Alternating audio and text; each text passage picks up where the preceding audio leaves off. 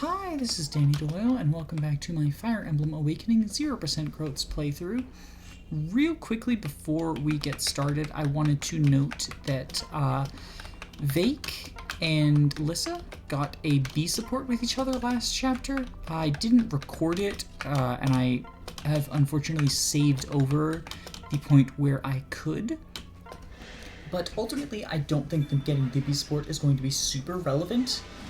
They're not ever going to be, like, paired up with each other for dual attack purposes, and the only possible benefit that it could give them is, and they're also not, like, they don't give each other good stat boosts. The only possible benefit I can think of is that it does give me the option to, if they, like, S support, I could get,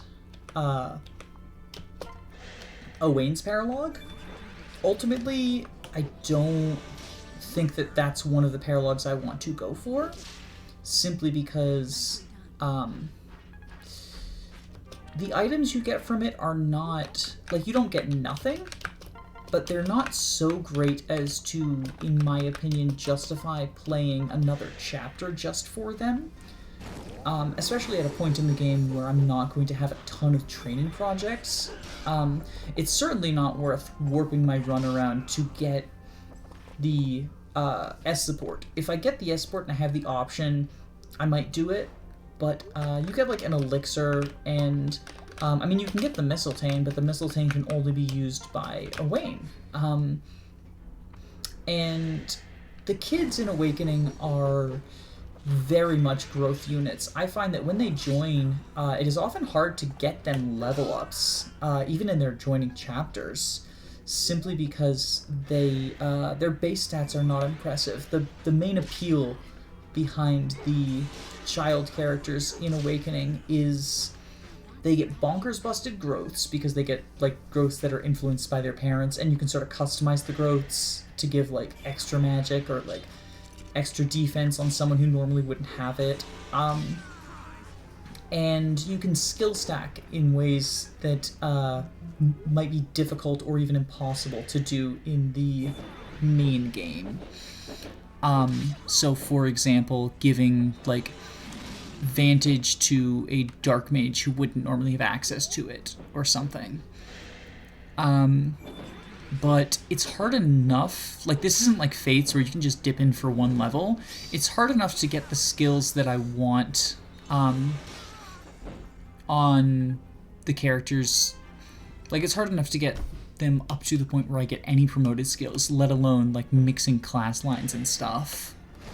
So I just don't think that that's going to be viable, and even if it were, like, I'll be giving them to units whose stats are just not going to be great.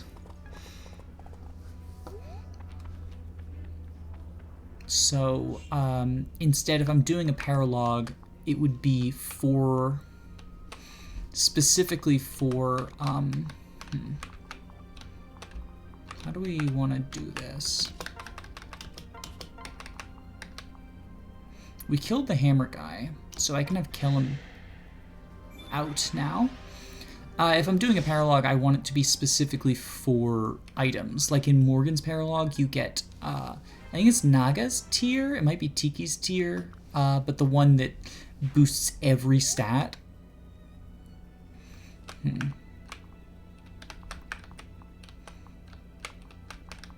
Okay, what we do is...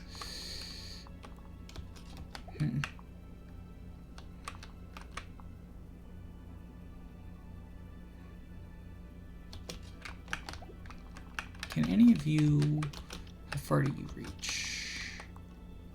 So you cannot. 20 attack compared to, okay. What we do is fire the thief, and then heal him up with Mirabelle.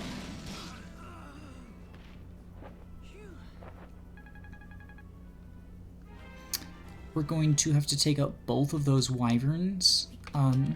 The reason that I'm charging forward so aggressively is that I actually think it's a pretty cool way that they make the gameplay and story sort of line up with each other. Within the story, you are retreating from an overwhelming army.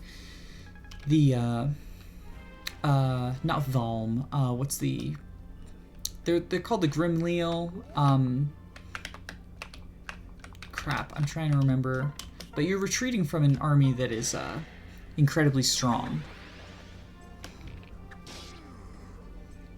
So there's sort of like a sense of urgency. So yeah, and then I can heal up you. Does heal? No, heal does not. So I gotta send you to mend, and then I can heal you up with Lissa. And send Crom forward as well.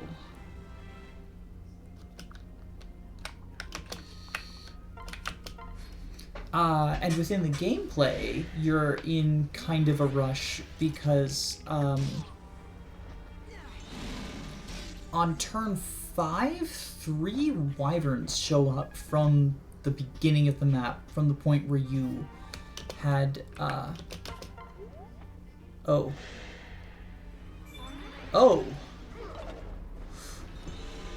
Come on, dual strike, dual. There we go, there we go, there we go, there we go, there we go.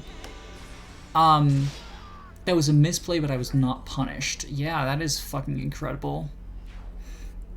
And then, like, Vake with the bow, body blocking like a champ.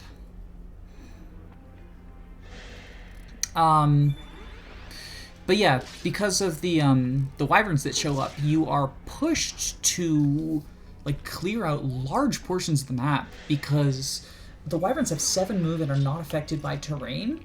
And they, like, because all 3 of them show up and they are ambushed ones, you are guaranteed to have, like, even within vanilla gameplay, even without 0% growths as a thing, it is difficult to survive getting hit by 3 wyverns. Okay, so next up we want to second seal into, speaking of wyverns, Wyvern Pawn. So you'll notice that she's going to lose the stat boosts that she gets from having a Beast Stone equipped, but I think it is still ultimately beneficial because she gains enough stats to outweigh the stat boost. Yes, she's going to be stuck on iron axes. I got her an arm scroll to get around that problem, but even if you didn't, a Frederick pair up until she gains the level up, until she gains the weapon level up, and a just like axes being, oh wait, oops, we want to transfer now. Axes being a good weapon to have in general. How do we want to do this? Because I want to kill all of these scrubs.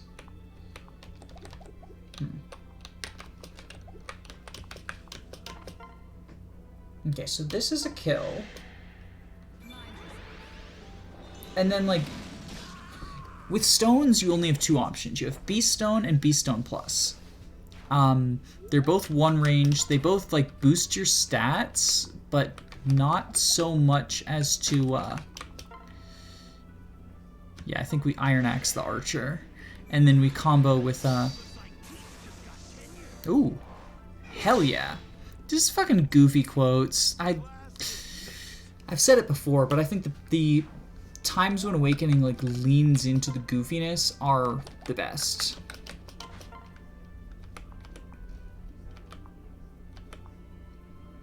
So we do this, and then we transfer and combo kill with Robin if Robin doesn't dual strike.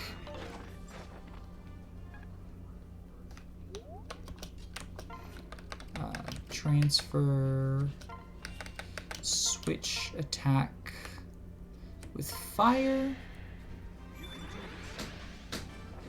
Oh, Ignis, nice.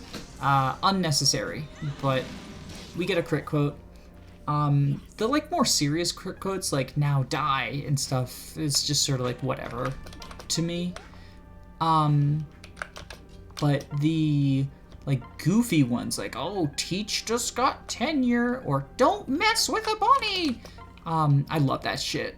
It's Awakening and Fates are not games that you should take seriously, and at the times when they realize that and lean into it, they are at their strongest. Okay, how much do you deal with the Steel Lance? Okay. What about you with the Bronze Axe? So what we do is attack for 12. I think what we do is try to get a kill with the Steel Lance to combo with Frederick. Hopefully he gets like a dual strike in. If he doesn't, we can always use Pawn. But I would rather... Okay, we can use Pawn, that's fine. Wyvern Pawn, good. I want us to use the Arm Scroll this turn, but, you know, this is why I gave her the Bronze Axe, so that if I needed to act with her immediately, I could. It is also, let me check it on the turns. So next turn, next enemy phase, like not this upcoming enemy phase, but the one afterwards, is when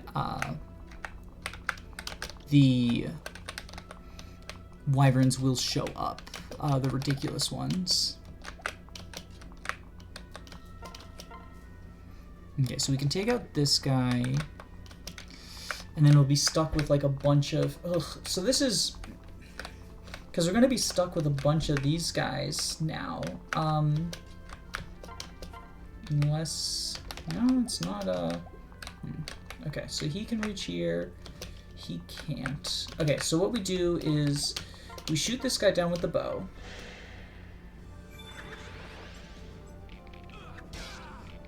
And then we're going to trade an axe onto him.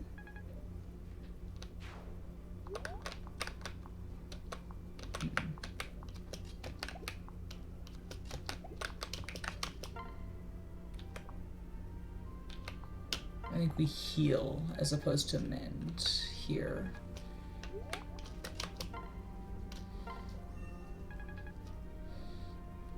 Do this.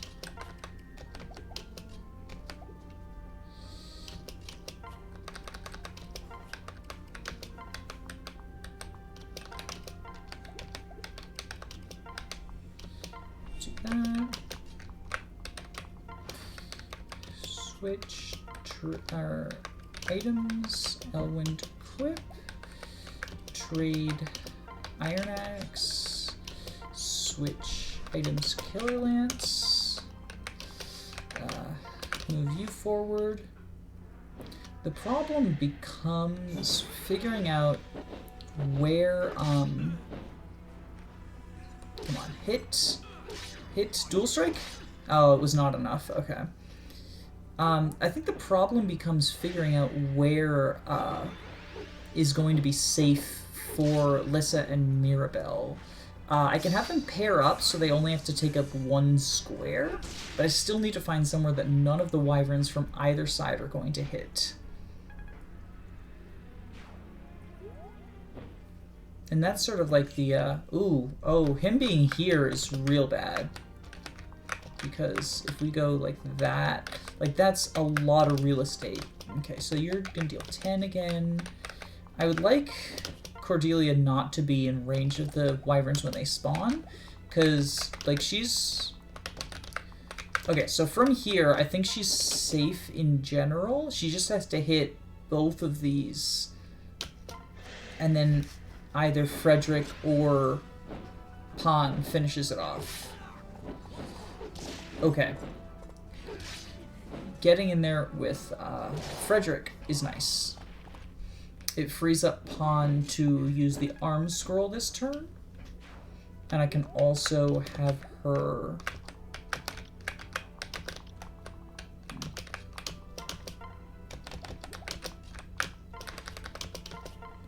Okay, so 24 from Elwind and maybe a dual strike? Let's find out. It is nice that this boss doesn't have 2 range. Like, he doesn't have to have 2 range because he moves. Okay, so then Vake can get the kill. There we go. The sub 100 hit rates when it's like such a precarious situation are, not gonna lie, very crunch. Let's send the Vulnerary. So then we will have transfer items, the arm scroll, use that.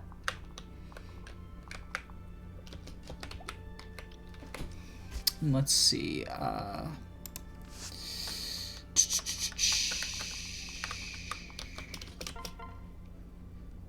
Yeah, you can get in with the fire.